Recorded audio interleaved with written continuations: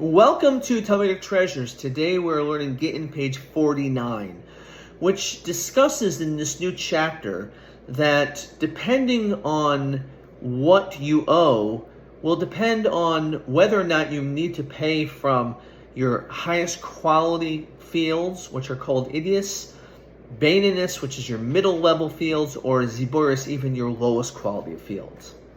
So to focus specifically on the laws of damages, if a person is a bit reckless and is involved in causing problems and damaging or stealing, so the law is that if you have 3 different levels of fields and it's time for you to pay back for the problems that you caused, the law is that you have to pay back from your very best property.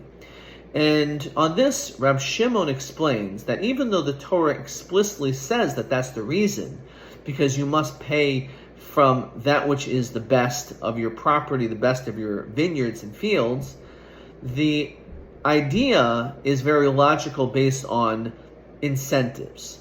Because imagine you have someone who, again, is typically not so careful and could easily cause problems and damages, or maybe someone who is a thief, or at least they have the desire to steal.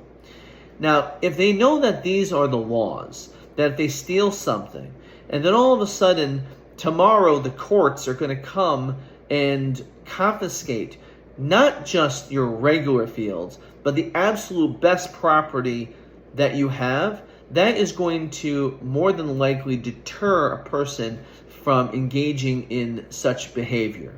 And therefore, because of that, the Torah tells us that someone under these circumstances will have to pay from the very best. So we see from here, as we find so many times, the Torah specifically has laws in order to cause a person to think twice, to have a moment of pause, to recognize that if they do something wrong, there are significant, hefty consequences for the mistakes that they make. And therefore, because of that, a person will be more likely to be careful, not to steal, not to do damage. And this, as we have explained so many times through economics, this is important when it comes to life. In the event that a person has no consequences and there is no reward systems in place, it's hard to motivate an individual to do the right thing or to prevent someone from doing things which are wrong.